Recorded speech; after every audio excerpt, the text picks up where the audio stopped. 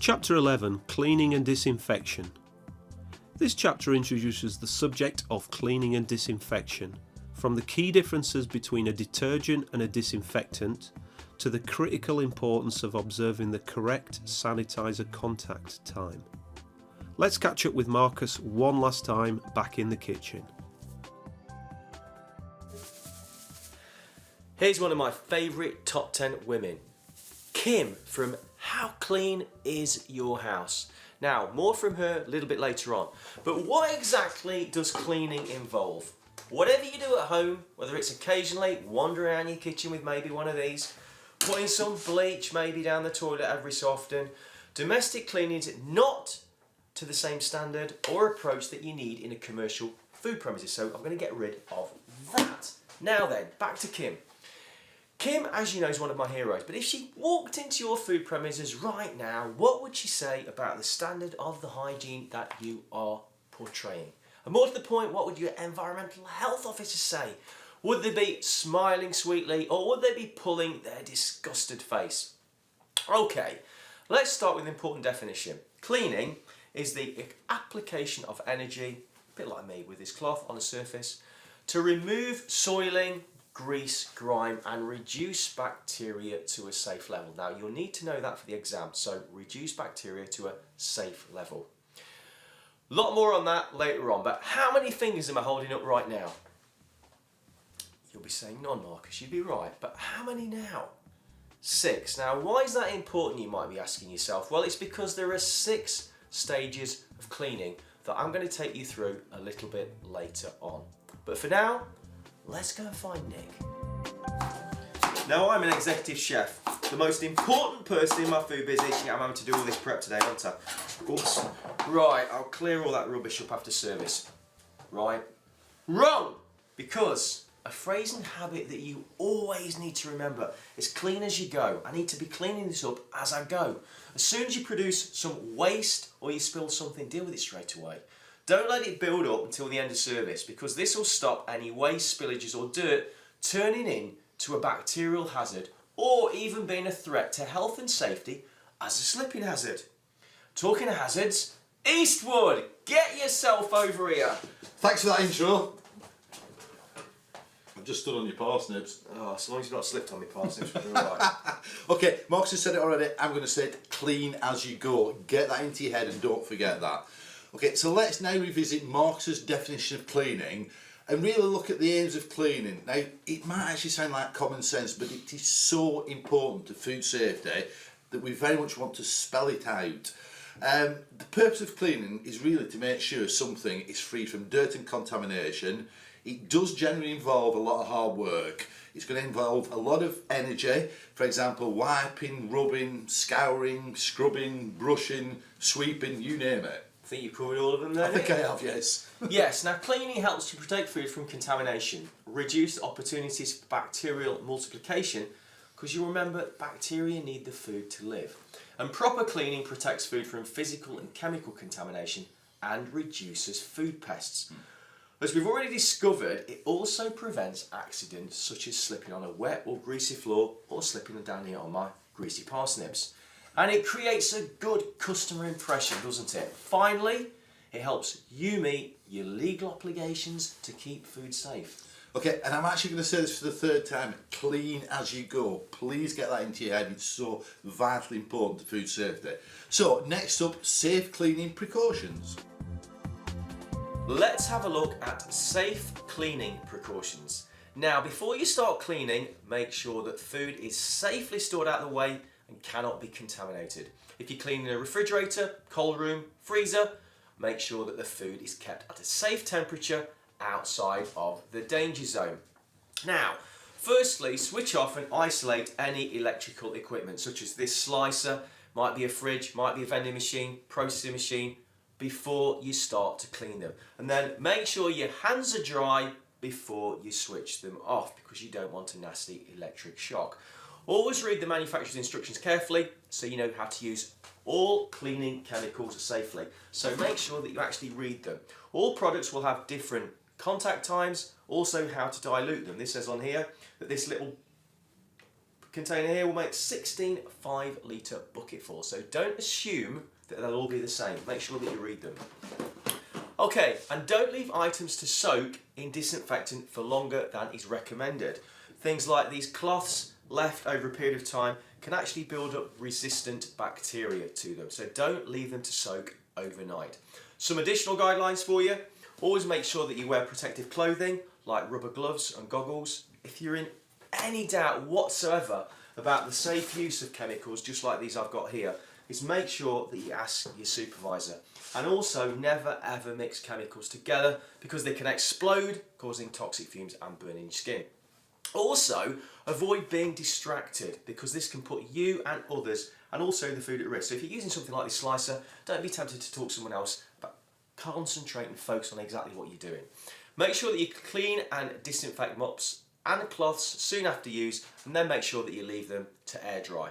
Always store your chemicals and cleaning equipment away from food in a box like this to prevent any cross-contamination. And also make sure that you store chemicals in the original label containers designed for that purpose. Don't decant them into a container that's got no flipping label on because you're putting yourself and other people at risk. Always make sure that you wash your hands before starting another task.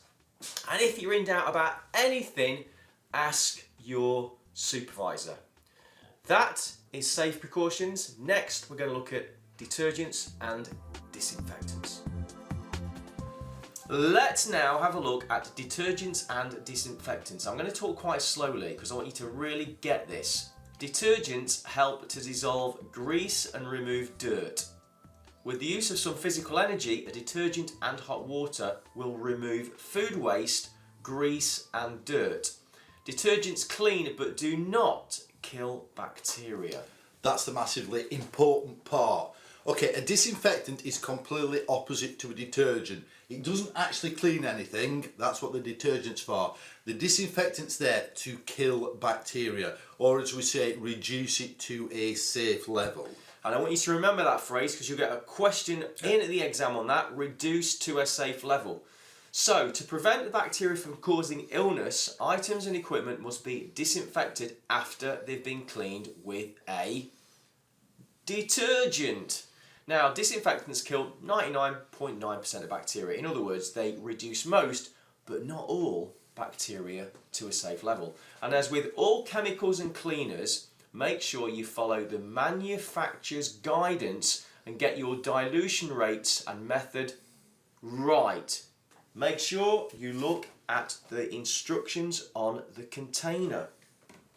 One thing I'm going to say is be very careful with products such as this. It will have a dilution rate on it which you must read. So for example, this says 1 part disinfectant to 4 parts water. They do change. So if you change suppliers or you get a different product in on your normal delivery, just make sure you read it, because if it says dilute 1 part to 2 parts water and you dilute it 1 part to 4 parts water, you might as well not bother using it. Good point, Nick. Okay, thank you. So just make sure you read it. Okay, let's have a quick chat about using heat to kill bacteria. Remember, most pathogenic bacteria absolutely hate high temperatures. Yes, they do, Nick. They hate it, don't they? And you can reduce bacteria to a safe level by using very hot water.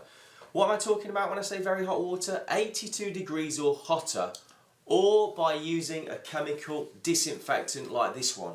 Hey, but how about this for an idea? Why don't you use them both together? Double power, bang bang, and the germs are gone. I don't know who manages that, do you? Okay, let's have a quick look at sanitisers. There you are. Thank you very much. A sanitiser is a chemical that combines a detergent and a disinfectant in a single product. They usually come pre-prepared, such as this. They are very, very good for cleaning work areas where there's been a spillage, or say front of house on one of the tables. So they're great for cleaning up. They do not replace a proper deep clean on something like a food contact area. I suspect a rant coming on here. It is a rant. Now then, the second point with regards to these is read the contact time. Read the instructions. Quite often you'll see people just spray it and then wipe off. It actually might do that, but what happens if it says spray it and leave on for 30 seconds? Or one of them we saw recently was spray it and leave on for 15 minutes. This one. That one. So if you spray and wipe it off, you might, again, It's no point doing it. Read your manufacturer's instructions. Indeed you must. And also, while we're on that point, Nick, is we recommend that you do a proper clean down. Yes? Yeah. Proper clean. What do I mean by that? That your surfaces are properly cleaned down with a detergent, then a disinfectant. Not just using sanitiser all the time, because you will not get the thorough level of cleaning, and you won't, wait for this one, reduce bacteria to a safe level if you forever use just a sanitiser. Yeah, now probably hear you shouting to me and Nick, well Marcus, Nick, what do I disinfect? Well, you've got to disinfect all surfaces that come into contact with raw foods, high risk foods, and anything that you frequently touch with your hand. You also need to disinfect other items that could create a risk of contamination between different uses. So what am I talking about? I'm talking about things like knives and chopping boards and utensils and plates and cutlery and crockery. And if you're in doubt, clean it and disinfect it before you start preparing any food. Very true, Nick. So disinfection using a combination of heat and chemicals is the most popular approach. Yeah. To reduce bacteria to a safe level, you must either use very hot water. What temperature did I say a moment ago? 82 degrees or hotter, and use a chemical disinfectant. Ideally, use both. I'm going to share a very fascinating insight now with you on pathogenic bacteria. Got with me a swab pen. Just put Nick's name on it already here. But these are great for finding out how clean your kitchen is and also how dirty perhaps food handlers are in your business. So Nick, just stick your hand out for me please, would you? Is this going to hurt? No, it's not. Are you sure? Absolutely. So what you want to be doing is you take the swab and parts of the hand that tend to be the dirtiest are between the fingers and also the thumb, because you'll find that most food handlers don't really wash their hands properly, so these are great areas. Then what I'm going to do is I'm just going to stick it back in here, push it all the way in. Good shake. Give it a good shake. Give it a good shake, just like that, Nick. Good shake. And we're going to do the rest of the kitchen and we'll come back and show you the results in 10 minutes.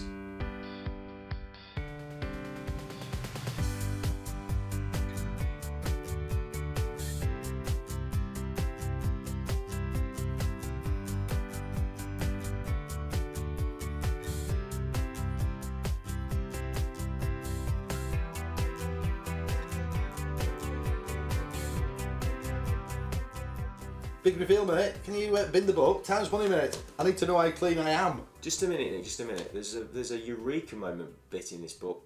Yep, good, very, very good, yeah. Okay, so we've got our swab pens here. We've swabbed each other, a few other food handlers. We've looked at different parts of the kitchen. The way these things work is light generally means good and dark is not so good, because dark shows a presence of more pathogenic bacteria. So let's go from light to dark and let's see what we've got. I already know that the worst one's bound to be your hands. So let's have a look at the good ones. That hurt. Okay, number one.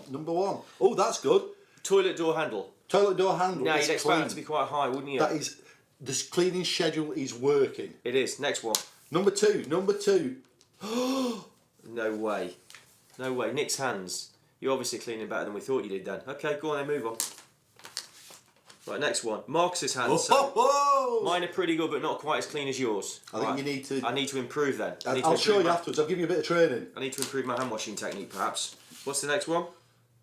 Work surfaces. Work surfaces. Okay, so not too bad, but not too good either. So we need to pay a bit more attention to our work surfaces and make sure they're cleaned properly and disinfected properly. Do we need to check the cleaning schedule? Do they need to be cleaned more often? Next one. What's the next one? Then, well, we're getting to the bad ones now, aren't we? We're getting to the bad ones. Oh my goodness me, what's that? Chopping board. Oh dear, so we're going to potentially give people some nasty bacteria then, because the chopping board's where all our food is going to be. You've got a massive risk of cross-contamination. Is it the fact that we need to wash them better, disinfect them better, change them more often? Yeah, and the last one, which we now know isn't your hands. No, that is very, very surprising. Fridge door handle. Yeah, which means that every time you touch it, you're now cross-contaminating something else, so you need to be cleaning your handles a whole lot better. Yeah, it doesn't matter how clean my hands are, if I actually touch that fridge door handle that's contaminated, cross-contamination. First of all, you'll notice that I'm wearing rubber gloves to protect my hands, because as you'll remember, the water needs to be at least 60 degrees to make this to work properly. So, okay, here we go. So first of all, stage number one, it would be called the pre-clean. So here's some food meat pie that somebody's not eaten. And so stage 1, remove the worst of the dirt and rubbish, get it off the plate, into the bin. That's step number 1.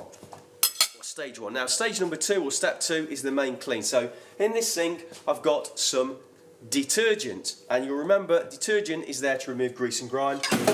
Pop it in there. Let's get my cloths on this. Water needs to be about 60 degrees, remember that. So this is step 2, or stage 2 if you want to call it that. So let's just get it in there. So this is to remove the grease and grime. Now that plate might not look clean, but we know that it's not. So the third thing we need to do, stage 3, is first of all just rinse that. So we're rinsing the detergents off.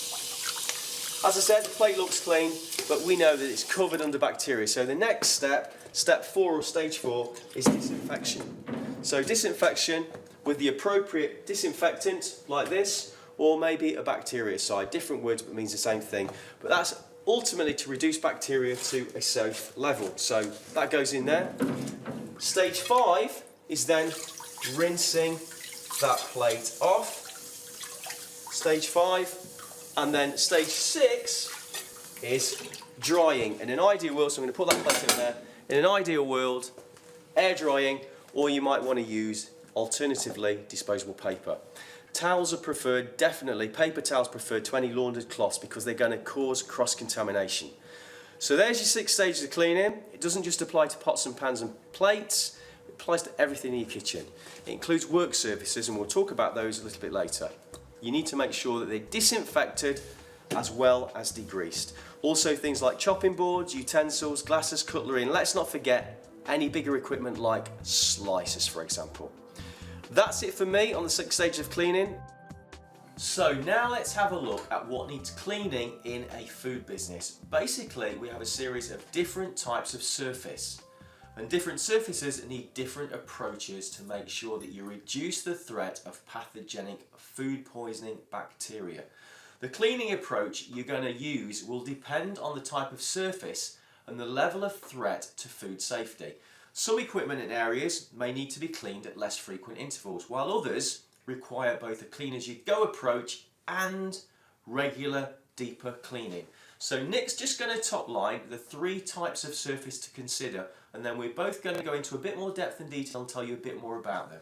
Okay, the first one to think about is food contact surfaces. That's where food will directly contact the surface. So think of a chopping board, that's probably the best way of looking at it.